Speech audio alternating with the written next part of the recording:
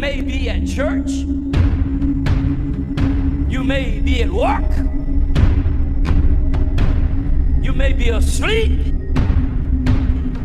God grant that you will be ready when he makes his personal appearance. My God, what if his appearance occurs on a Sunday morning? My prophetic word to you this morning is get ready! Get ready!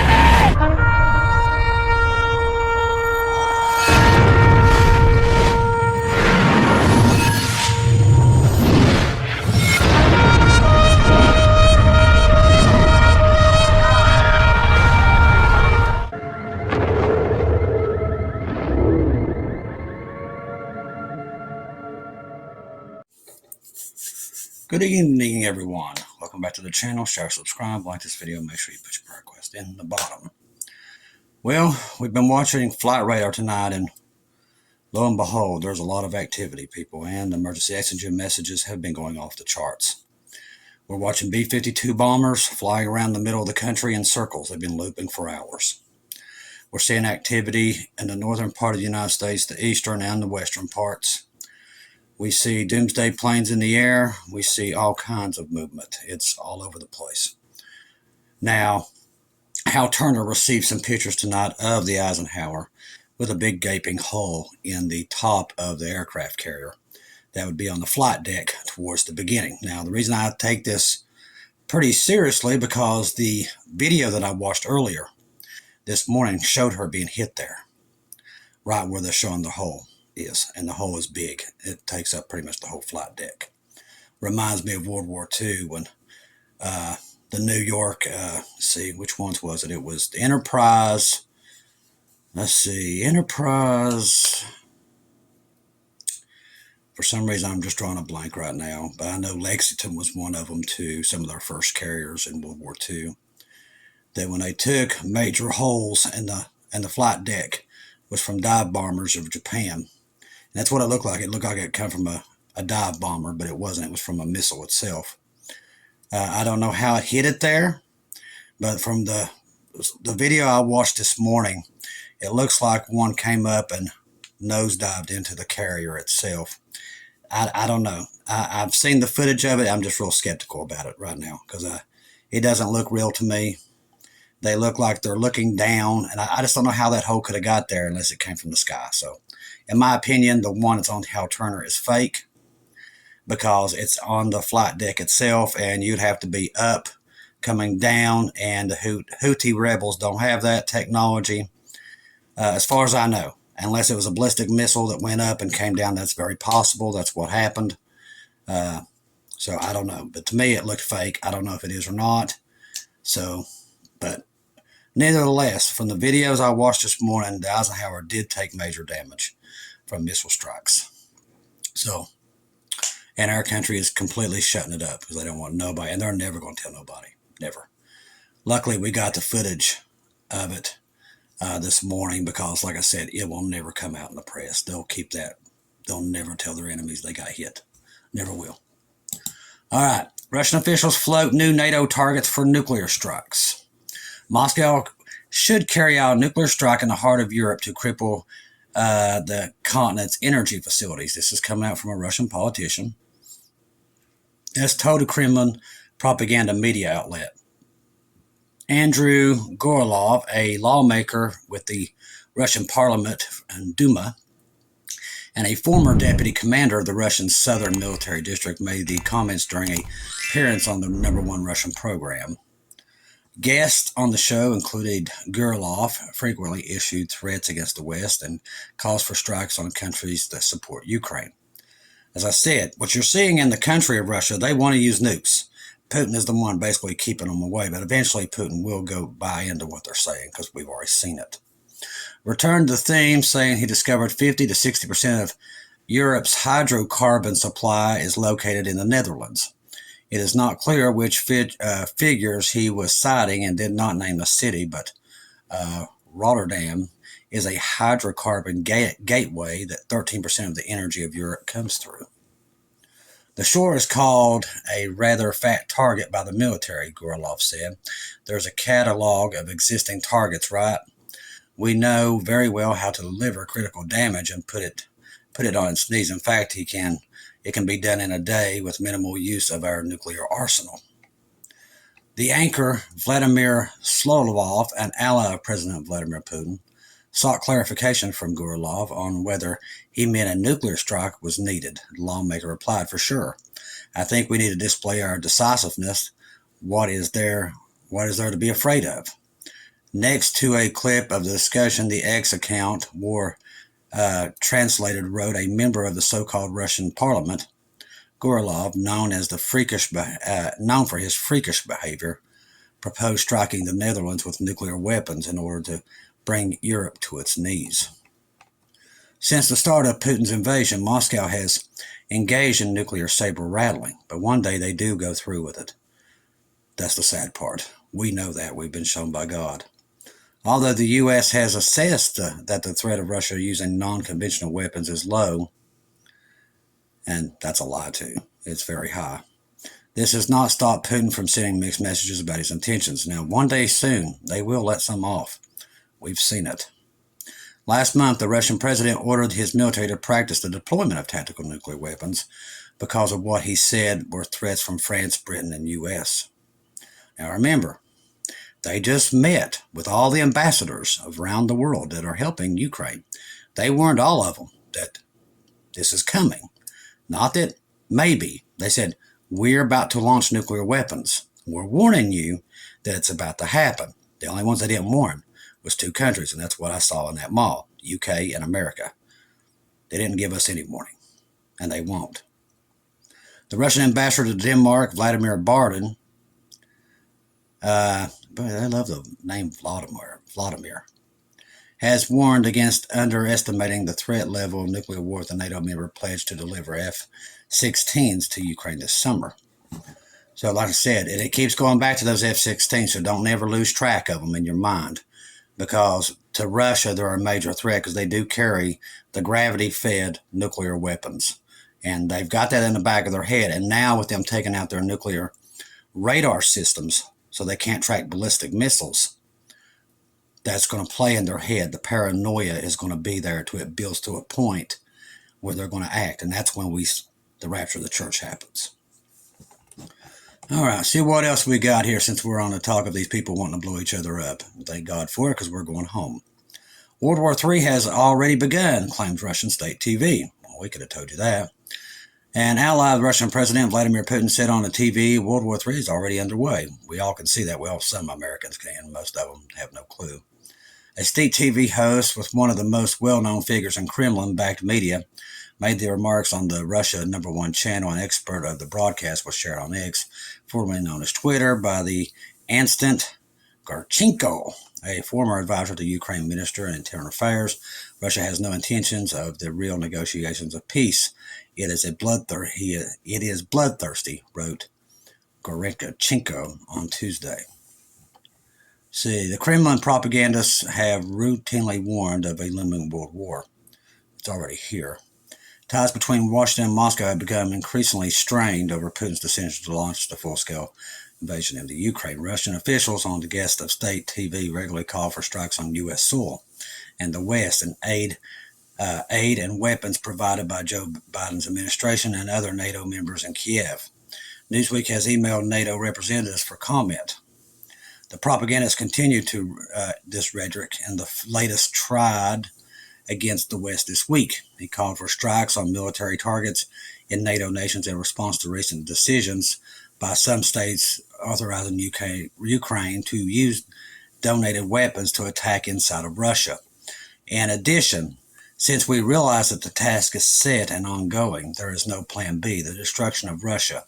It means we must create all conditions in inflicting colossal damage to the manpower and equipment of NATO troops stationed anywhere in the world.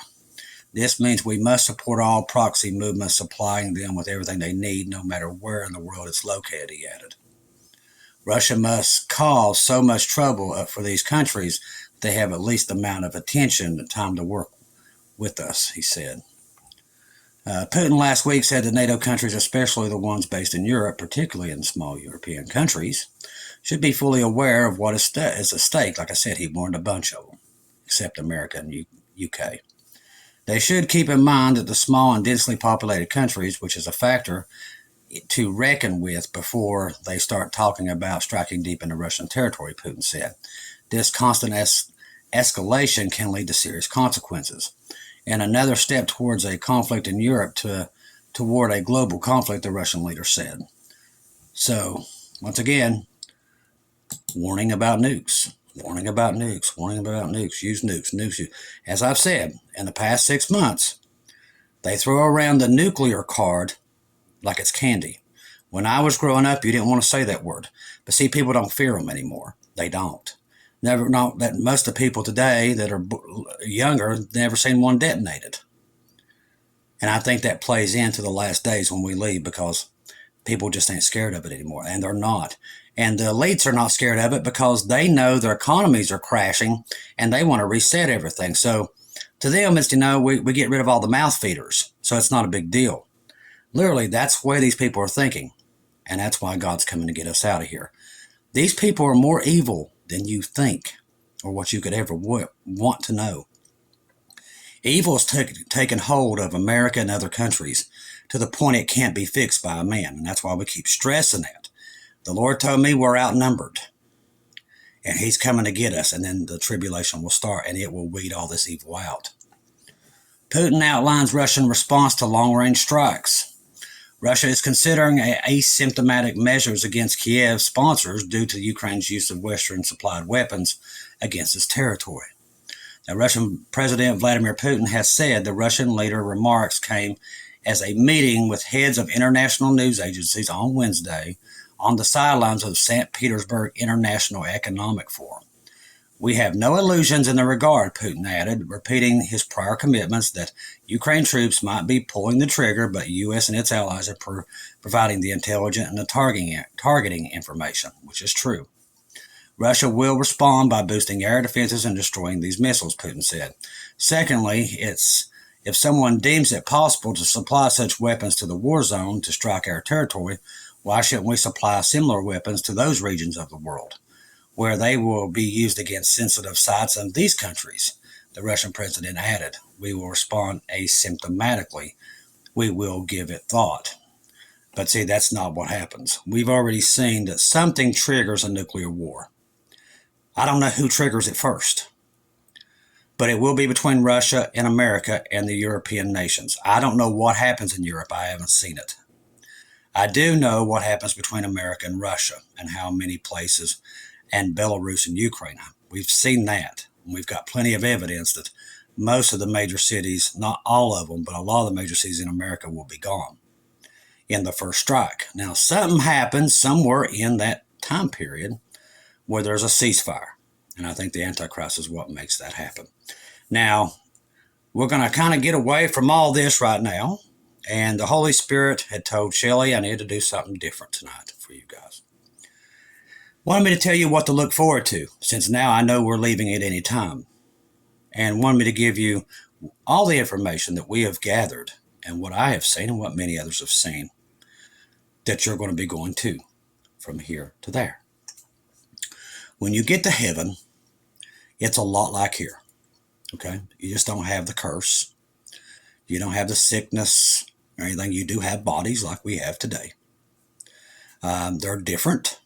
They are not affected like the ones we have down here today. It's kind of like it's the same body Jesus will has. Okay, so you'll be able to do all kinds of things you can't do down here. Like, for instance, there's no cars.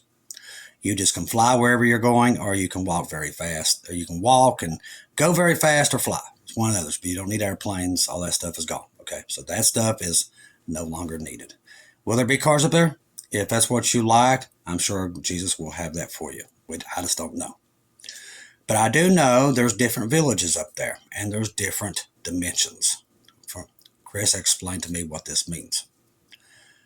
If you want to go back to the Greek era, or go back to the beginning, there's a place there for you. There's different places where kids, when they die down here, they can go to their time period and what part of country they are. There's multiple dimensions. It's quite beyond belief, to be honest with you. The colors are so much different. There's colors in heaven that we don't have down here. And for instance, roses down here get about the size of your hand. Up there, they get the size of a Volkswagen Bug. They're big, and they're every color of the rainbow. So you won't just see one red rose or one blue rose. You'll see the whole color of the rainbow in the flowers themselves. And the smells, like in the air, you'll smell potpourri in the air. The smells are a whole lot different. There's no dust, no dirt. So most of heaven's big city, and it's got a big library. It also has a big, what would you call it, like we have down here, like these big stadiums. They've got one that there's concerts going on regularly. These are worships. They have worship music and everything else there. Multiple cities. Now, the city, I call it, like I've said, I've talked about it before. I've seen it twice. It's a city made out of basically emeralds, crystals. I do believe it's the capital of heaven. And it's beautiful beyond belief. And like I said, you can touch the glass and it don't smear. It's very beautiful. It's got a huge library. It's got a huge everything. I mean, literally, pretty much anything you could think of down here, except up there, it's free. You don't have to pay for it. No taxes up there. You're literally free. And there's no stress, none of that, no paying bills. All that stuff is gone. So imagine down here, but up there, you're free. Down here, you're not free. They say in America, you're free, but you're not. Try not paying your bills and see how free you are. Up there, there's no paying for power or anything like that. There's no sleep. You don't sleep up there. We don't require sleep anymore after that, or bodily functions or anything like that. So that stuff will all be gone. You'll be able to just go wherever you need. Just think, like I said, when you get to heaven, if you want to see me, just think about me and you'll pop up wherever I'm at. I said some people are going to have to put little cowbells on it. I always make fun of Bonnie's little granddaughter because she's always popping in, popping out. So we're going to put a cowbell on that one when she gets to heaven because she'll be popping in and out and scaring us to death every time she does it. So I said some people's going to need a cowbell so we know that they're coming. But all the animals can live together. Lions won't be attacking sheep anymore, anything like that. That stuff will all be gone. There is tons of animals in heaven, just like they are here. And I'm telling you from just what we've gathered information-wise of people that's seen it and what I have seen of it, and I've been putting together a big thing about it forever. But you should already be thinking about your house in heaven, what you're going to do when you get there. That's what me and Shelley do all the time. I don't plan for down here. I plan for up there, what I'm going to do at the house when I get up there. But see, people down here, they can't think like that. But see, that's my faith. I already know it exists. I know it's already there. So when I get there, I'm already planning what I'm going to do when I get up there. What am I going to do with it? You also have the knowledge you don't even need a carpenter anymore. You'll have it all up here. Everything. You'll be able to build your own stuff with your own hands, and you'll know how to do it. Ain't that amazing? But that's what you have to look forward to. A place that the beauty is beyond anything. The roads are made of gold and gems and rubies. Anything you could ever think of. The most beautiful place Jesus built for you. All for you. And there's plenty to do up there. I mean, it's just like down here, like I said, but up there it's way more to do and it's free. You don't have to pay for it anymore. You don't have to pay to go on lavish vacations or anything. Heaven is one big lavish vacation for eternity. The beauty of the water is like nothing you've ever seen. The beauty of the sky, the flowers, the colors are so much vivid. So much more vivid than they are down here. And way more colors that your eyes have never laid eyes on. We have limited information about heaven, but we do have quite a bit where we know what to look forward to. Those people that have seen it. And how amazing it is up there. It truly is. Can't wait for you to see it. I've seen it twice. I've seen the city. I call it the Emerald City, which I always call the capital of heaven because that's where I went twice. That's where I saw Lisa Boyce for the first time. There in the Crystal City, she was with her young kids. They was there. I think it was her two boys. And there were some other people there with her. She was up, and I was trying to get her attention, but she didn't see me. But I knew it was her. You will know the people They will look different. They'll be much younger. But you'll know them as you did down here. You won't forget them. You'll know them. You still have your personality. If you're funny, you're funny. You don't have to worry about any of that stuff. I've seen that too. It's just an amazing place. If you think down here's great and everybody wants to hold on to this dumpy place, there's no sickness up there. You don't get sick. You don't need a doctor. You don't ever die. You live forever. And imagine going on the greatest vacation of your life and it never ends. People's like, well, boy, that would be kind of boring. No, it's never going to be boring in heaven. You can go to different time periods. It's all there. You can never, ever, even in eternity, never do it all. It goes on forever and ever and ever. It's amazing up there. But that's what you got to look forward to. And it's coming very soon. And I can't wait to see you guys see it for the first time. All of us. It's going to be pretty remarkable. But that's what you have to look forward to. You're going to one of the... Jesus spent a lot of work on building this. And it's amazing. And a lot of it, Paul said we can't even grasp. Some of the other parts of it we can't even grasp. So that's saying something. It's so amazing that there's no words to describe it. But you have bodies, you physically touch things. You're not walking around up there like a spirit flying through things. It's not like it. But a lot of people don't realize what heaven's about. God built it for you, the ones who want to be with him.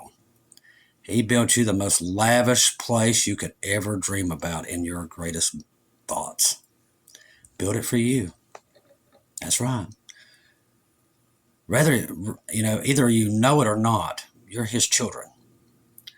And he wanted you to have something that you, even through eternity, you could never see the end of it. He did that for you and me. Imagine that. And he's waiting for you. That's why I said, if you're lost, don't pass up this opportunity. Because, yeah, people think this down here is great. This ain't nothing. This is garbage compared to what's up there. Garbage. This is just garbage. It ain't worth having. Up there is the real treat. And eventually, after the millennial reign, he will recreate this dump down here and make it and add it just like he did heaven. And it will be quite amazing. Can't wait to see all of it. The Lord is one heck of a carpenter. Don't miss out on it. If you're lost, call upon Shelley right now and tell her, say, hey, I need to get with the Lord. And just put her name in there. Say, listen, I'd rather have somebody talk to me about it, and she'll do that for you, okay? But you can just get on your knees and say, listen, Lord, I like what Chris is talking about. That's where I want to be. I don't want to be down here. I want to be with you, Jesus. I believe that you got on that cross for me and that you shed your blood for me. I believe it with all my heart, and you'll be saved and sealed.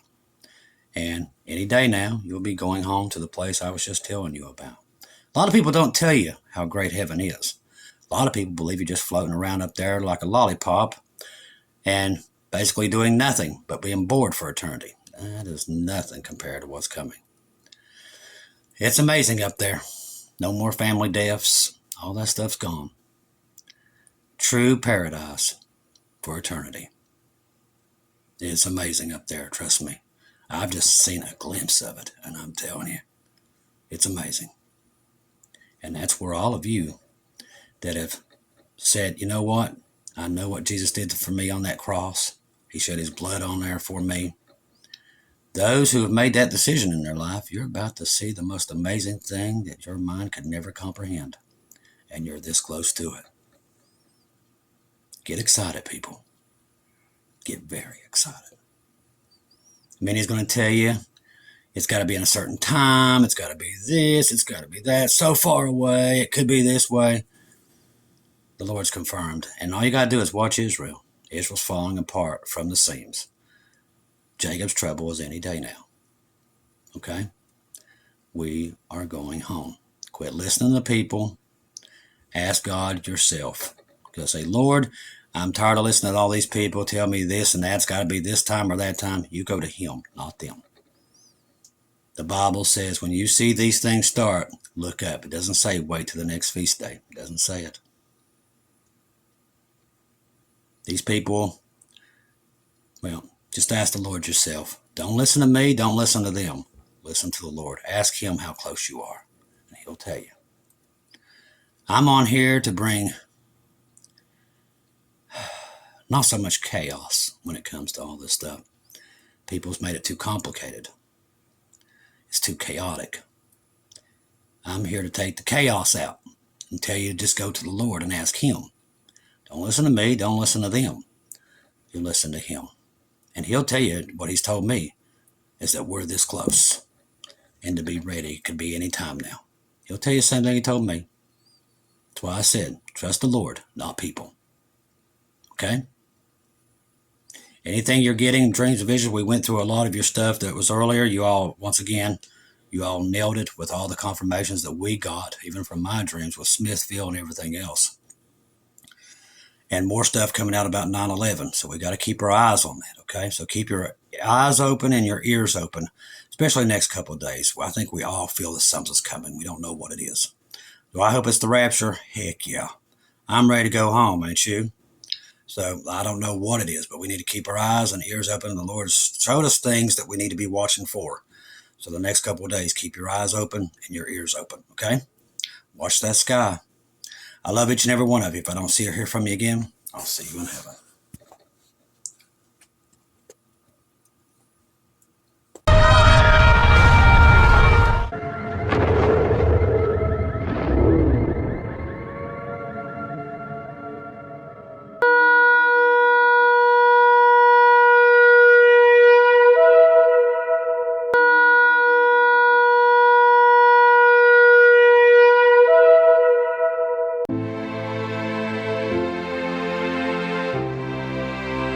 Thank you once again for tuning in to Global Rapture Watchers, where we do daily updates here on YouTube, letting you know that we're one day closer to our Lord and Savior coming back. Thank you for all the support for this channel. This channel was created for God's sheep, those that are waiting for their Lord and Savior to come back and get us in these last days. We do updates once to 2 times a day here on YouTube. Thank you for all your support for the channel. God bless each and every one of you.